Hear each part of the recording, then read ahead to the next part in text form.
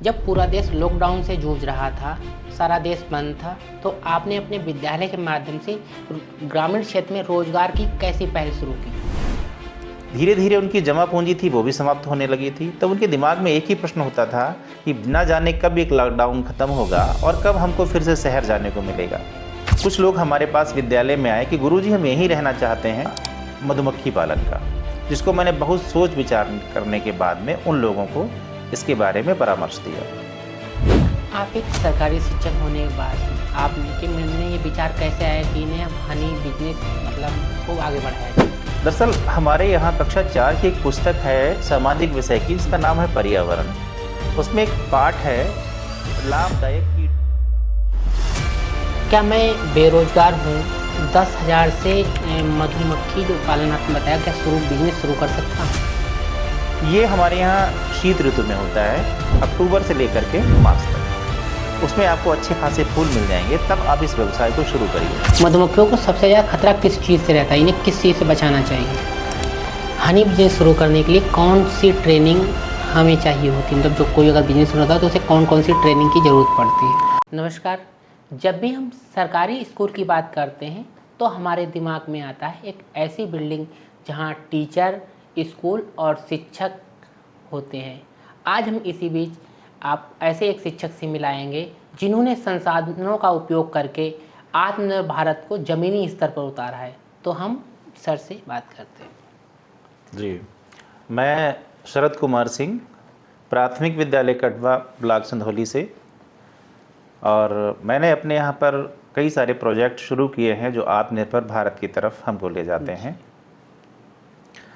अभी सर ने जैसा कहा कि अपने बारे में बताने के लिए, तो ये कोई बहुत मुश्किल काम नहीं है किसी भी आत्मनिर्भर से भारत से संबंधित किसी प्रोजेक्ट को अपने यहाँ लगाना। और इस प्रोजेक्ट के अंदर का देखा जाए तो एक ऐसी चीज़ है जिसमें हम ग्रामीण स्तर पर जाकर के लोगों को रोज़गार उपलब्ध करा सकते हैं। सर मेरा सवाल है, जब पूरा देश लॉकडाउन से जूझ रहा था, सारा देश बंद था, तो आपने अपने विद्यालय के माध्यम से ग्रामीण क्षेत्र में रोजगार की कैसी पहल शुरू की? देखिए, जब पूरा देश लॉकडाउन से जूझ रहा था उसमें सबसे बड़ी दिक्कत थी कि बड़े शहरों से गांव की तरफ लोगों का पलायन हो रहा था, जो पहले गांव से ही शहर की तरफ गए थे। चूँकि शहर में लॉकडाउन लगा था, वहाँ पर रोज़गार की संभावनाएं धीरे धीरे शून्य होती जा रही थीं। जीविका के लिए लोगों को संघर्ष करना पड़ रहा था। ऐसी स्थिति में जो लोग गांव से संबंधित थे, गांव से जुड़े हुए, तो फिर से गांव की तरफ लौटे। गांव में आकर के उनके पास भी एक बहुत भीषण समस्या थी कि जहां उनका रोज़गार था उस जगह वो रह नहीं रहे थे। गांव में आ गए तो यहाँ पर उनके पास कोई रोज़गार नहीं है। धीरे धीरे उनकी जमा पूंजी थी वो भी समाप्त होने लगी थी। तब उनके दिमाग में एक ही प्रश्न होता था कि ना जाने कब एक लॉकडाउन खत्म होगा और कब हमको फिर से शहर जाने को मिलेगा। लेकिन एक चीज़ उनके दिमाग में और थी, क्यों ना ऐसा करें कि हम अपने गांव में ही रहें और यहीं पर हमको कोई रोज़गार का एक साधन मिल जाए जिससे मेरी जीविका सुचारू रूप से चलती रहे। तो ऐसे में कुछ लोग हमारे पास विद्यालय में आए कि गुरुजी हम यहीं रहना चाहते हैं। क्योंकि गांव के लोग होते हैं वो अध्यापक का बहुत सम्मान करते हैं, उनसे बातचीत करने के लिए उनके मन में हमेशा बात बनी रहती है कि मुझे अध्यापक से बात करनी चाहिए। हमारे यहाँ गुरुजी हैं, अच्छे व्यक्ति हैं, पढ़े लिखे हैं, तो इनसे हमें कुछ ना कुछ सीखने को मिलेगा। तो ऐसी भावना के साथ में कुछ लोग हमारे विद्यालय आए, बोले गुरुजी हम शहर से तो यहाँ आ गए हैं, लेकिन यहाँ पर हमारे पास कोई आजीविका का साधन नहीं और हम चाहते हैं कि अब हम अपने ही गांव में रहें। तो मैंने कहा आपका जो विचार है वो तो बहुत अच्छा है। अगर आप लोग गांव में रहेंगे तो यहाँ पर आपके इस विद्यालय में बच्चे भी पढ़ेंगे और आपका शहर की अपेक्षा यहाँ पे खर्च भी कम होगा और आपका जीवन भी यहाँ व्यवस्थित रहेगा। आप सारे लोग अगर शहर चले जाएंगे तो गाँव तो खाली हो जाएंगे। बोले हाँ गुरुजी, ये बात तो बिल्कुल आपकी सही है। तो मैंने कहा अगर ईश्वर चाहेंगे तो कुछ न कुछ आपके लिए ऐसा रोज़गार का साधन यहाँ पर उपलब्ध हो जाएगा। उनके जाने के बाद में मेरे दिमाग में बात लगातार कचोटती रही मुझे कि ऐसा क्या हो सकता है जो इनके लिए मैं यहाँ पर कर सकूँ, जिससे ये लोग इसी गाँव में रुके रहें और इनको दोबारा से शहर जाने की ज़रूरत ना पड़े। तो इस प्रकार से मेरे दिमाग में ये आया कि बहुत सारे तरीके हैं रोज़गार के, लेकिन जो सबसे अच्छा तरीका मुझे उनके लिए लगा वो था मधुमक्खी पालन का, जिसको मैंने बहुत सोच विचार करने के बाद में उन लोगों को इसके बारे में परामर्श दिया। आप एक सरकारी शिक्षक होने के बाद आपने कि मन में ये विचार कैसे आया कि इन्हें हम हनी बिजनेस मतलब को आगे बढ़ाया जाए? जी, बहुत बढ़िया प्रश्न है आपका। दरअसल हमारे यहाँ कक्षा 4 की एक पुस्तक है सामाजिक विषय की, जिसका नाम है पर्यावरण। उसमें एक पाठ है लाभदायक कीट पतंगे। उनसे संबंधित बहुत सारे कीट पतंगों के बारे में बात की गई है। उसमें सबसे बढ़िया मुझे लगा मधुमक्खी का जीवन चक्र और उससे होने वाले लाभ। तो बहुत सोच विचार करने के बाद में ये चीज़ समझ में आई कि ये सबसे अच्छा रोज़गार हो सकता है इन लोगों के लिए, क्योंकि इसमें कम पूंजी लगेगी, कम जगह की आवश्यकता होगी और कम देख रेख करनी पड़ेगी। तो मधुमक्खी पालन एक ऐसा व्यवसाय मुझे लगा जो उन लोगों के लिए बिल्कुल सटीक था। क्या मैं बेरोजगार हूँ, 10,000 से मधुमक्खी जो पालन आपने बताया, क्या बिजनेस शुरू कर सकता हूँ? हाँ, 10,000 से शुरू किया जा सकता है। 10,000 एक ठीक अमाउंट है ग्रामीण स्तर पर। 10,000 से इस व्यवसाय को शुरू करके बहुत आगे तक ले जाया जा सकता है, क्योंकि मधुमक्खी पालन एक ऐसा व्यवसाय है जिसमें पूंजी बहुत कम लगती है, बहुत अधिक नहीं लगती, बहुत कम भी नहीं लगती देखा जाए तो। लेकिन हाँ, 10,000 जो आपने अमाउंट बताया वो काफ़ी सफिशेंट है, उपयुक्त है।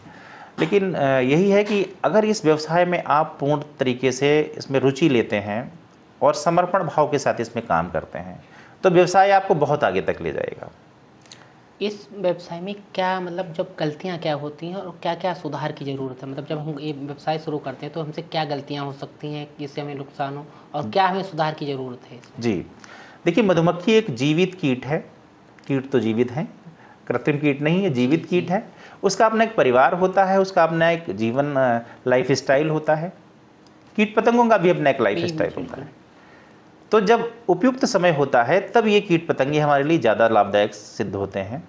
और मधुमक्खी की अगर बात की जाए तो मधुमक्खी से जो हमको आय होती है वो अधिकतर 6 महीने होती है। अक्टूबर से लेकर के मार्च तक इससे हमको शहद के रूप में हमें आय मिलती है। तो जो उपयुक्त समय है इसका व्यवसाय को करने का, वो अक्टूबर से लेकर के मार्च तक आप इसे शुरू करिए। बल्कि मैं तो ये कहूँगा कि अक्टूबर में आप इसे शुरू कर दीजिए, जिससे कि आपको पूरा 6 महीने का जो उपयुक्त सीज़न है वो मिल जाएगा। जब आपने व्यवसाय शुरू किया, स्कूल से आपने शुरू किया, तो गांव वालों का क्या विरोध हुआ या सपोर्ट रहा? कैसा क्या गांव वालों का प्रतिक्रिया रही? देखिए, हर जगह सकारात्मक और नकारात्मक प्रवृत्ति के लोग होते हैं। जो लोग सकारात्मक थे उन्होंने तो इस प्रयास को काफ़ी सराहा, लेकिन नकारात्मक विचारधारा वाले लोग भी समाज में होते हैं। तो उन्होंने ये कहा कि गुरुजी, विद्यालय में तो पढ़ाई का काम होना चाहिए। इस प्रकार के जो खतरनाक, उन्होंने मधुमक्खी को खतरनाक कहा। खतरनाक कीट पतंगों का आप यहाँ पे जमावड़ा करेंगे तो इससे बच्चों को नुकसान हो सकता है। लेकिन मैं आपकी जानकारी के लिए बता दूं, जो पालतू मधुमक्खी होती है वो जल्दी हमला नहीं करती है जब तक उसके अस्तित्व पर स्वयं संकट नहीं आ जाता। तो उनका जो विचार था ग्रामीण लोगों का, जो हमारे अभिभावक ही थे, कि अगर इस काम को विद्यालय से बाहर किया जाए तो ज़्यादा अच्छा है। लेकिन मेरा इस बारे में थोड़ा अलग सोचना था कि ये पाठ जो है हमारे सिलेबस में शामिल है बच्चों की, जिससे हम बच्चों को भी सिखाएंगे और ग्रामीण लोगों को भी सिखाएंगे, जो हमारे अभिभावक हैं उनको भी सिखाएंगे और बच्चों को भी सिखाएंगे। तो इससे क्या होगा कि हमारे बच्चे इस कला में तो पारंगत हो सकते हैं, क्योंकि वो दिन भर हमारे ही विद्यालय में रहेंगे और लगभग पूरे सत्र भर वो हमारे विद्यालय में रहेंगे। जब विद्यालय में ही रहेंगे, सत्र भर उस चीज़ को देखेंगे, तो जाहिर सी बात है वो उसके बारे में सीख जाएंगे। तो एक तो मेरे विद्यालय के बच्चों का लाभ हुआ। दूसरा, जिन अभिभावकों को ये सीखना है, जिनकी इसमें रुचि है, उनको भी हम विद्यालय में बुला करके सिखा सकते हैं। चूँकि हमारे विद्यालय में टीवी की उपलब्धता है, तो आराम से हमको बहुत सारे मधुमक्खी से संबंधित वीडियोज़ दिखा करके, जानकारी दे करके हम उन्हें संतुष्ट कर सकते हैं। और प्रत्यक्ष रूप से भी हमारे पास चूँकि इसका एक ट्रायल बॉक्स लगा रखा है, तो उसके माध्यम से भी इनको पूर्णतः प्रशिक्षण देने में सक्षम है। सर, मेरा एक और सवाल है कि आपकी इससे पहली कमाई कितनी हुई और आपको कैसा लगा? जी, दरअसल मेन जो काम है कमाई का ही है, कमाई का एक जरिया है मधुमक्खी पालन। तो जब हम कोई काम करते हैं तो इस अपेक्षा के साथ में करते हैं कि इससे हमको लाभ होगा। तो मधुमक्खी पालन में जो मेरी पहली कमाई थी, जिसको मैं अक्टूबर से लेकर के मार्च के दूसरे सप्ताह तक, मुझे शहद लगभग 25 किलो शहद प्राप्त हुआ एक बॉक्स से, और उस समय शहद की कीमत थी लगभग 400 रुपये। तो देखा जाए तो मोटा मोटी हमको आप 10,000 रुपये के आसपास हमको इससे आय प्राप्त हो गई। और वो हमारे विद्यालय के लिए एक बहुत अच्छी पहल थी, जिसको मैंने आगे तक बढ़ाया और अभी भी हमारे विद्यालय में लगातार ये प्रोजेक्ट चल रहा है। हमारे यहाँ शहद का उत्पादन हो रहा है, शहद हमारा बिक रहा है, विद्यालय को आय हो रही है, तो वो आय भी हमारी लगातार बढ़ती जा रही है। कभी मन में ऐसा विचार आया कि ये सब छोड़कर मतलब बंद कर देना चाहिए, कभी ऐसी परिस्थितियाँ कभी आई आपके सामने? नहीं, ऐसी कोई विशेष परिस्थिति हमारे सामने नहीं आई कि इसके बारे में विचार करना पड़े कि नहीं अभी ये व्यवसाय छोड़ दें। व्यवसाय क्या कहे कि हम ये प्रैक्टिकल छोड़ दें अपने विद्यालय में, क्योंकि विद्यालय हम रोज ही जाते हैं और मधुमक्खी का अपना एक समय होता है। जब चारों तरफ फूलों की फसल होती है तब मधुमक्खी उससे रस चूस करके शहद बनाती है। और हमारे यहाँ जो वातावरण है इसमें मार्च के बाद में फूलों की कमी हो जाती है। उस समय दिक्कत होती है कि ये फीडिंग के लिए मटेरियल कहाँ से लाएंगी, इनको रस कहाँ से मिलेगा। तब मधुमक्खी के फीडिंग के लिए हम जो है एक चीनी का घोल एक बर्तन में रख देते हैं, एक इस तरीके से एक स्ट्रक्चर बना देते हैं, पॉलीथीन से बना देते हैं, जिससे वो चीनी का रस चूस करके अपने जीवन को बचा सके। मेन चैलेंज होता है उस समय हमारे पास कि ये मधुमक्खी का जीवन हमारे पास मार्च से लेकर के लिए अक्टूबर तक सुरक्षित कैसे रहेगा। फूल तो नहीं होते हैं, फीडिंग मटेरियल उनके लिए ना के बराबर होता है चारों तरफ से, तो फिर हमको अपने आप ही उनको फीड कराने की व्यवस्था करनी पड़ती है। हाँ, भोजन की व्यवस्था करनी पड़ती है। ये हनी बिजनेस जो है इसे फुल टाइम या कैरियर हम लोग अपनी ज़िंदगी में कैसे बना सकते हैं? देखिए, कोई भी व्यवसाय बुरा नहीं होता है, बस करने वाले का मन होना चाहिए, उसकी प्रबल इच्छा शक्ति होनी चाहिए और समर्पण भाव होना चाहिए। जैसा मैंने आपको पहले ही बताया, देखिए बहुत सारे लोग इस देश में बल्कि देश से बाहर भी विदेशों में भी इस व्यवसाय को पूर्णकालिक के रूप में अपनाए हुए हैं और इससे उनका अपना जीवन चल रहा है। कुछ लोगों ने तो बहुत बड़ी बड़ी इंडस्ट्रीज़ की खड़ी कर रखी हैं। जैसे देखा जाए तो बहुत बड़ी बड़ी ब्रांड कंपनियां हैं जो शहद का व्यवसाय करती हैं, और वो शहद आता कहाँ से? कंपनी तो नहीं लगाती है, वो शहद इन्हीं ग्रामीण लोगों से, जो ग्रामीण ये मधुमक्खी पालक होते हैं, इन्हीं से शहद लेकर के जाती है और अपनी कंपनी में उनको शुद्ध करके पैकिंग करती है। तो देखा जाए अगर शहद की मांग लगातार बाजार में है तो आपका शहद बाजार जाएगा, और शहद जब बाजार जाएगा तो आपको आय होगी। इसलिए इसको पूर्ण बिजनेस के रूप में हम अपना सकते हैं। सर, अगर कोई ये वेबसाइट शुरू करता है तो इसकी अर्निंग कितने समय में शुरू हो जाएगी, मतलब पैसा कितने टाइम में आने लगेगा? देखिए, बिल्कुल सही सवाल पूछा आपने। इसका जो सीज़न भारत में है, भारत के बल्कि जहाँ पर हम लोग हैं, यहाँ पर मिडिल ईस्ट मतलब मध्य भारत में, उत्तर प्रदेश में, तो यहाँ पर जो फूलों का समय होता है वो फसली फूलों का समय होता है। ये हमारे यहाँ शीत ऋतु में होता है, अक्टूबर से लेकर के मार्च तक। उसमें आपको अच्छे खासे फूल मिल जाएंगे, तब आप इस व्यवसाय को शुरू करिए। जैसे मान के चलो किसी व्यक्ति ने अप्रैल में ले ली मधुमक्खियाँ, तो उसको बेचारे को तो फीड कराना पड़ेगा, 5-6 महीने तक उनको बचाना पड़ेगा। और बीच में मौसम भी ख़राब होता है, बारिश आती है, आंधी आती है, ये सब चीज़ें जो है मधुमक्खी को डिस्टर्ब करती हैं। तो सबसे उपयुक्त समय है कि आप अक्टूबर में इसको शुरू करें। अक्टूबर से लेकर मार्च तक आपको मौसम सही रहा तो आपको अच्छी खासी इससे अर्निंग हो जाएगी। और अगर इस प्रक्रिया को आप लगातार जारी रखते हैं, इस व्यवसाय को लगातार करते रहते हैं, तो आपके आमदनी की संभावनाएँ बढ़ती रहेंगी। अच्छा सर, एक सवाल मेरा और था, मधुमक्खियों को सबसे ज़्यादा खतरा किस चीज़ से रहता है, इन्हें किस चीज़ से बचाना चाहिए? देखिए, मधुमक्खियों को खतरा जो होता है, सबसे बड़ा खतरा होता है आजकल के समय में कीटनाशक से। जैसे मधुमक्खी किसी खेत में गई है, वहाँ पर फूल हैं और वहाँ के किसान ने उस पर कीटनाशक का स्प्रे कर दिया है, तो वहाँ के फूल जो हैं वो पॉइजनस हो गए, उनमें जहर आ गया है। मधुमक्खी अगर उसका जहर चूसेगी तो वो अपने आप मर जाएगी। और चूंकि मधुमक्खी पूरे के पूरे ग्रुप में जाते हैं, समूह में जाती हैं रस चूसने के लिए, तो पूरे समूह के मरने की संभावना होती है। तो जब पूरा समूह आपका ख़त्म हो जाएगा मधुमक्खी का, तो जाहिर सी बात है आपको नुकसान होगा। दूसरा, जब जहाँ पर भी आपने बॉक्स लगाया है उसके पास में कुछ जो रेंगने वाले जीव होते हैं, जैसे छिपकली हो गई है और दूसरे कीड़े मकोड़े होते हैं, सांप होता है, कुछ ऐसे पक्षी होते हैं जो मधुमक्खी को खाते हैं। हालांकि जो पक्षी होते हैं अक्सर मरी हुई मधुमक्खियों को खाते हैं। जीवित मधुमक्खी के लिए जो है ये छिपकली जैसे जीव ये थोड़े नुकसानदायक होते हैं। तो जहाँ भी आप बॉक्स रखें उसके आसपास छिपकली और ये जो रेंगने वाले जीव होते हैं ये वहाँ पर उपस्थित ना हो। हनी बिजनेस शुरू करने के लिए कौन सी ट्रेनिंग हमें चाहिए होती है, मतलब जो कोई अगर बिजनेस शुरू होता है तो उसे कौन कौन सी ट्रेनिंग की ज़रूरत पड़ती है? हाँ, कोई भी काम जब हम करते हैं तो उसके लिए प्रशिक्षण की आवश्यकता होती है। हमारे जो पारंपरिक किसान हैं वो तो अपना करते करते सीख जाते हैं, लेकिन अगर कोई नया व्यक्ति इस व्यवसाय को अपनाना चाहता है तो जाहिर सी बात है उसको कोई ना कोई प्रशिक्षण की आवश्यकता होगी। तो इसके लिए आपके जनपद में स्थित कृषि विज्ञान केंद्र हैं जहाँ पर ये मधुमक्खी पालन का प्रशिक्षण दिया जाता है, और उसके लिए अपना उनका समय है। जब भी उसका शेड्यूल हो आप उनसे संपर्क कर लीजिए, वो आपको उसके बारे में बता देंगे और आप वहाँ पर अपने आप को एनरोल करा सकते हैं। एक और सवाल है, किस मौसम में सबसे ज़्यादा शहद का उत्पादन होता है? हाँ जी, शहद का उत्पादन देखा जाए तो वैसे तो साल भर मधुमक्खी कहीं न कहीं से फूलों का रस लेकर के शहद बनाती हैं। जैसे हम ही लोग बात करें तो हमारे यहाँ जो भी उत्पादन होता है उसका बहुत सारा हिस्सा हम बाज़ार में बेच देते हैं, कुछ खाने का रह जाता है। जो खाने का होता है उसको हम अपने यहाँ स्टोर कर लेते हैं। मधुमक्खी का भी जो सबसे ज़्यादा उत्पादन का समय होता, शहद के उत्पादन का समय होता है, वो नवंबर से लेकर के मार्च के दूसरे सप्ताह तक होता है। उस समय फूल पर्याप्त मात्रा में अपने यहाँ होते हैं। ये जहाँ जहाँ जिस समय फूलों का सीज़न होता है वहाँ पर उस तरह की उनका जिस तरीके का वातावरण है उस तरह की उनको वहाँ पर फीडिंग के लिए फूल मिल जाते हैं, रस चूसने के लिए फूल मिल जाते हैं। तो अपने यहाँ चूँकि फसली फूलों पर निर्भरता है, तो यहाँ पर जो सरसों की खास तौर से फसल होती है, हमारे यहाँ की मधुमक्खी पालक जो हैं उस सरसों की फसल के समय ही सबसे ज़्यादा आय प्राप्त करते हैं, जो कि उनका सीज़न होता है फूलने का नवंबर से लेकर के फरवरी लास्ट तक।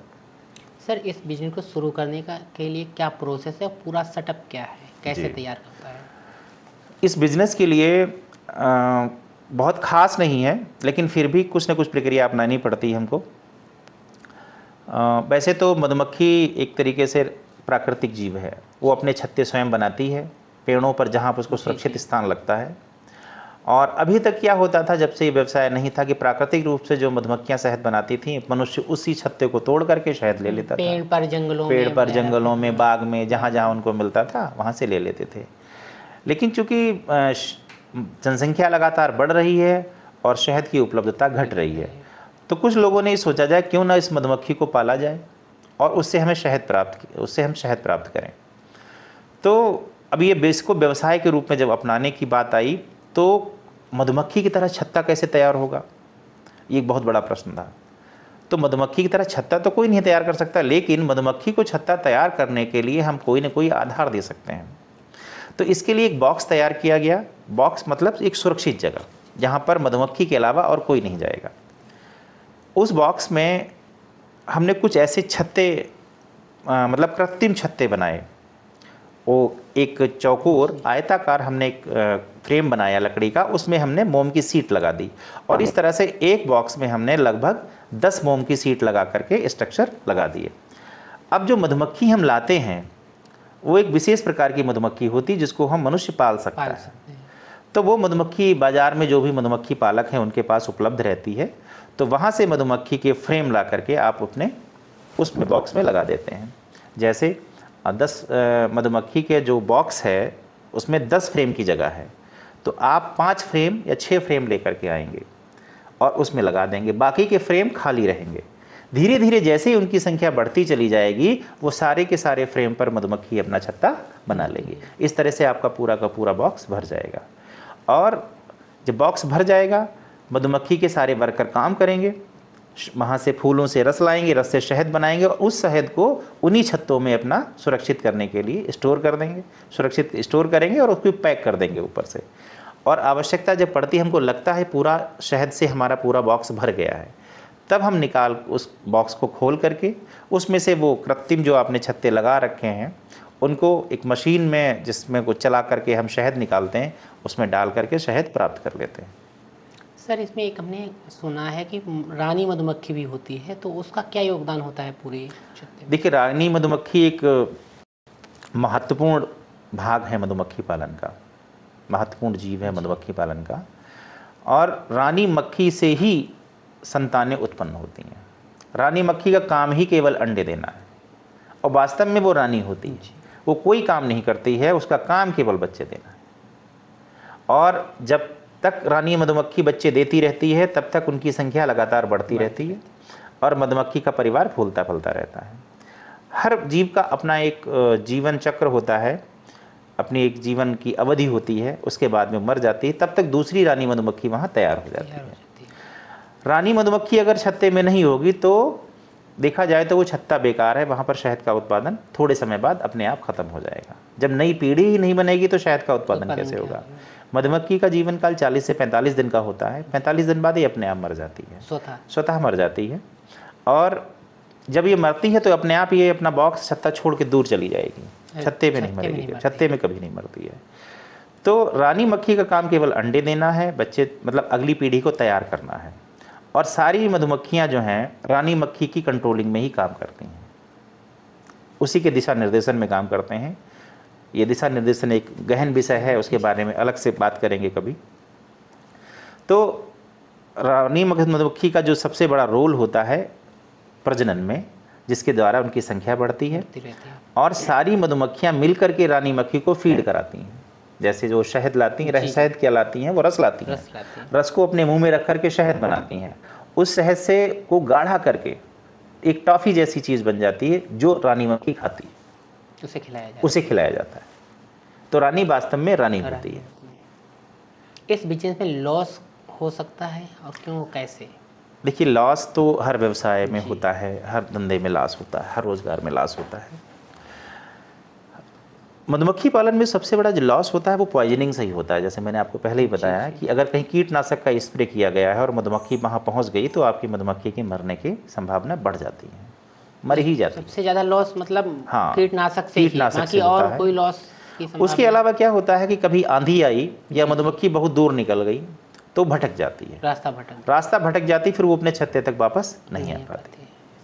तीसरा ये होता है कि जब मार्च के बाद में जब हम इसको फीड कराते हैं तो इनकी संख्या बढ़ती है। मधुमक्खी जो रानी मक्खी होती है अंडे देती है, उससे नए परिवार निकलते हैं, नई रानी मक्खी भी निकलती है। हर रानी मक्खी का अपना एक परिवार होता है। अगर आपके बॉक्स में जगह नहीं है, बॉक्स आपका पूरा मधुमक्खियों से भर गया है और नए परिवार के लिए जगह नहीं है, तो रानी मक्खी अपना पूरा परिवार लेकर के दूसरी जगह उड़ जाएगी। अगर बॉक्स में जगह है तो दूसरी जगह। इसके लिए आपको पहले से ध्यान रखना पड़ेगा। अगर आपके बॉक्स में संख्या ज़्यादा हो गई है तो आपको दूसरे बॉक्स में वो निकाल के सारे फ्रेम सेट करने हो। एक हमारा सर सवाल है, क्या सरकार की तरफ से आपको कोई इसमें लाभ मिला है? देखिए, चूँकि मेरा प्रोजेक्ट प्राथमिक विद्यालय में चलता है जो कि एक सरकारी स्कूल है, तो यहाँ पर अनुदान की ऐसी कोई अपेक्षा हमें नहीं है। लेकिन अगर कोई व्यक्ति इस व्यवसाय को स्वयं के लिए अपनाना चाहता है तो जिला उद्यान अधिकारी से इसके बारे में संपर्क किया जा सकता है। वहाँ पर इसके लिए अनुदान भी है और व्यवस्थाएं भी हैं। क्या है, पॉज करना एक मिनट।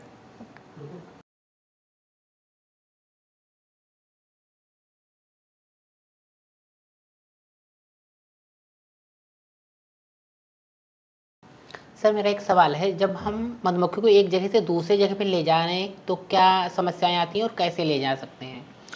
देखिए, मधुमक्खी को जब हम एक से दूसरी जगह ट्रांसपोर्ट करते हैं तो पूरा का पूरा बॉक्स ले जाना पड़ता है और बॉक्स को ले जाने से पहले हम उसको लॉक कर देते हैं। उसके आगे एक प्लास्टिक का कुछ ऐसा लगा देते हैं जिससे कि वो छिद्र जो है जहाँ से मधुमक्खी के आने जाने का रास्ता है वो बंद हो जाता है, जिससे मधुमक्खी बॉक्स के अंदर ही रहेगी।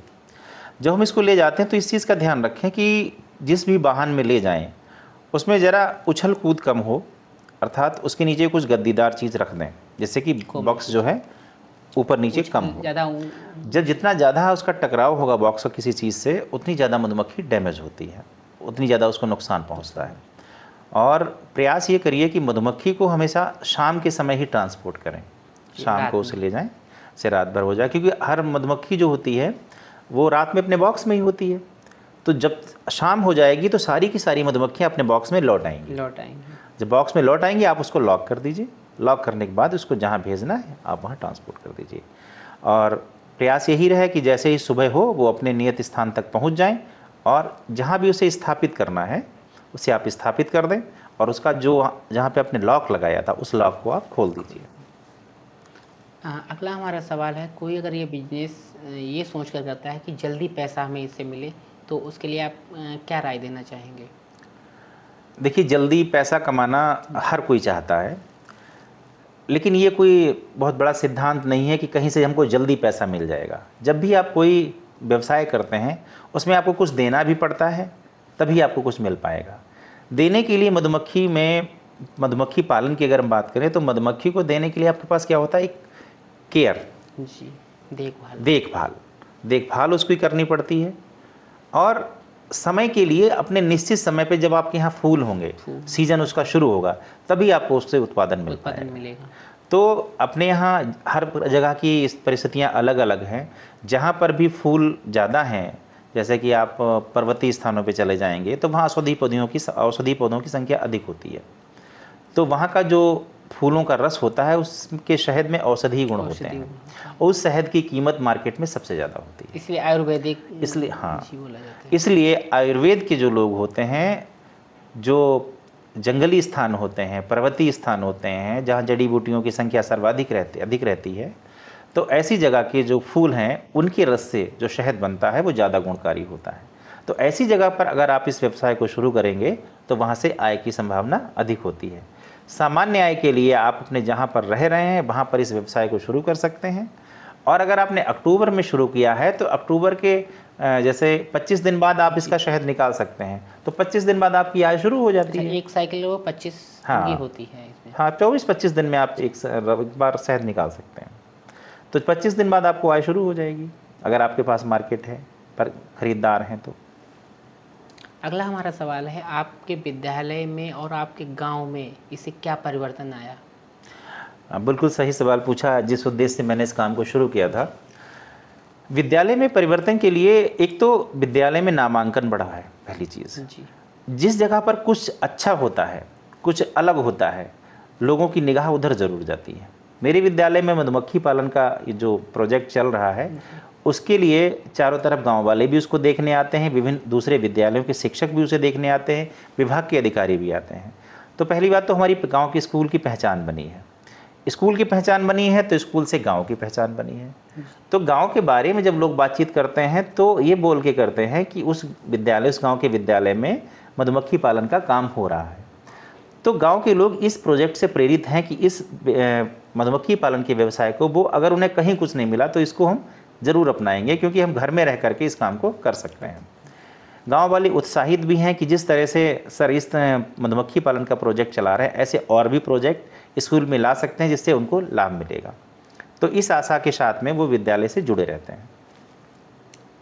इस प्रोजेक्ट के जो आपने शुरू किया मधुमक्खी पालन, इससे कितने लोगों को रोजगार मिला आपके द्वारा? जब मैंने प्रशिक्षण विद्यालय में दिया था इसका, तो 5 किसानों ने प्रशिक्षण लिया और उन 5 लोगों ने इस काम को शुरू किया। शुरू करके उन्होंने लाभ भी कमाया और अभी भी उनमें से कुछ लोग इस काम को कर रहे हैं। क्योंकि परिस्थितियां सबकी एक जैसी नहीं होती हैं, किसी को दूसरी जगह जाना पड़ सकता है या विभिन्न कारणों से लोग जो है इधर, लेकिन काम को शुरू किया, उन्हें आय भी हुई और वह संतुष्ट भी थे। अगर सरकार पूरे जिले की जिम्मेदारी आपको दे तो कैसे आप इसे निभाएंगे? जिले से तात्पर्य यह है कि चूँकि मैं सरकारी स्कूल में हूँ, तो मेरा काम सिर्फ इस प्रकार का हो सकता है कि मैं जो इच्छुक विद्यालय हैं वहाँ के शिक्षकों को, या वहाँ पर जो व्यक्ति इस जिम्मेदारी को निभाने वाला हो, मैं उसको प्रशिक्षित कर सकता हूँ, जिससे इस व्यवसाय की जो रोशनी है हर विद्यालय तक पहुँचे, हर गांव तक पहुँचे, और गांव जो लोग इसकी तरफ आकर्षित होते हैं, जिनकी इच्छा हो, वो इस व्यवसाय को अपनाएं। मैं इसमें केवल एक प्रशिक्षक के रूप में काम कर सकता हूँ। सर, मैंने सुनने में आया था कि आपके जो गांव था जहां आपका विद्यालय है, इस गांव में कोई भी मरीज कोरोना का नहीं निकला कोरोना काल में। तो क्या कारण ऐसा रहा कि आपके गांव में कोई मरीज नहीं निकला था कोरोना का? दरअसल जब कोविड चल रहा था उस समय सबसे बड़ी समस्या थी कि व्यक्ति का जो इम्यून सिस्टम है वो कमज़ोर हो गया था, और इम्यून सिस्टम को मजबूत करने के लिए हमें आयुर्वेद का ही सहारा लेना होता है। तो उसमें शहद की बहुत बड़ी महत्वपूर्ण भूमिका थी कि शहद के साथ में अगर आप नींबू लेते हैं, शहद के साथ में आप काली मिर्च लेते हैं, तो आपका इम्यून सिस्टम अपने आप मजबूत हो जाएगा।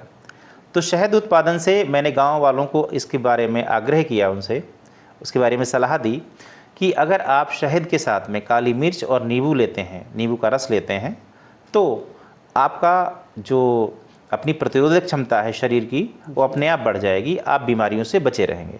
और ईश्वर की कृपा से ऐसा ही परिणाम रहा कि हमारे गांव में कोई भी व्यक्ति कोविड से प्रभावित नहीं हुआ।